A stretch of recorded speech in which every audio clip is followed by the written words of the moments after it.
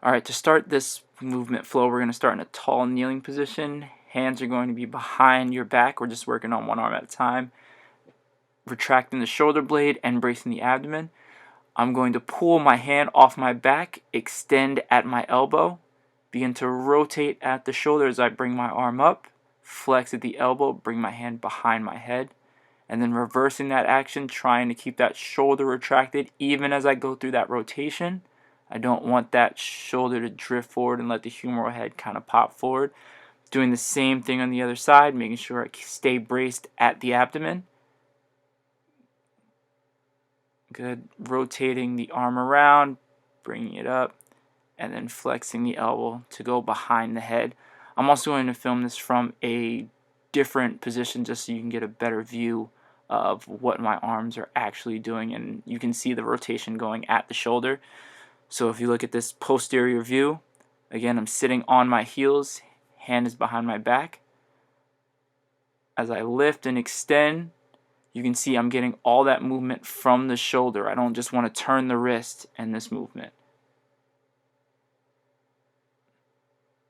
Good. Again, I'm going internal rotation on the shoulder as I bring this down, adduct, and then place my hand back in that starting position. Same thing on the other side. I lift first, extend the elbow. You can see the deltoid begin to, it appears like it's rotating. Like you want to make sure that you're not just rotating your forearm, because your arm will rotate below the elbow without the humerus actually rotating. Our next position is in the quadruped position. Again, we're just working one arm at a time. Goal is to maintain our position through the whole movement. Again, you'll see me tighten the abs, make sure my lumbar is not moving, and I'll start with getting some shoulder flexion. When I get to the top, internally rotate the same as we were doing before. Continue to draw a large circle. Every time I hit a sticking point, I continue to internally rotate in order to bring my arm through that complete shoulder rotation. Get to the end, I'm leading that with the thumb into extension, externally rotating, same thing, continuing that rotation as I bring the arm around. Again, I'm going to show you this from a different angle. As you can see, I'm not letting my body compensate by swaying in any particular direction. I'm staying completely parallel with the floor. Again, making sure I get that rotation at the shoulder, not just at the wrist. It's important that we are focusing on that, turning at the shoulder so that we get the humeral head to turn in that glenohumeral joint.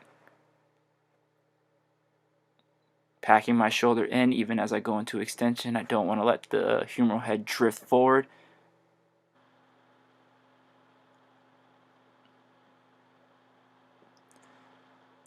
For this next one, I'm going to sit back on my heels a little bit more just to open up the range of motion at the shoulder just a little bit more.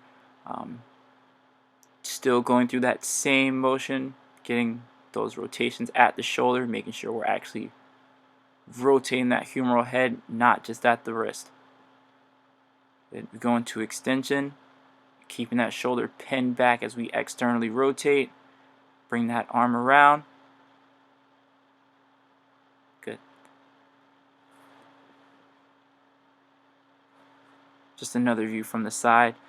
Making sure that while we're doing this, we really want to try to make that circle as large as we can without compensation. So if you feel like you're starting to rotate as you're going through that circular motion, let's make our circle just a little bit smaller just so we can make sure that our chest stays square towards the floor and that we're not opening up in order to compensate through this movement.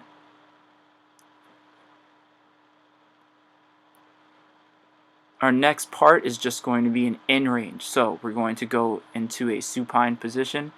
As you'll notice, I'm going to posteriorly tilt my pelvis to make sure I keep that flat lumbar and I'm not compensating by arching my back as I'm trying to go into this in range shoulder flexion. And so as you can see, completely tense through my body. I'm just going to lift, actively go into shoulder flexion, hold that position, and then control it on the way back down to the ground. And I'm going to alternate arms as I do this. Something important to mention here is that I'm very active with creating tension through my body. I'm not just laying there while I'm trying to go into the shoulder flexion. I'm using the opposite hand to push into the ground to create tension through my body as I want to go into that shoulder flexion.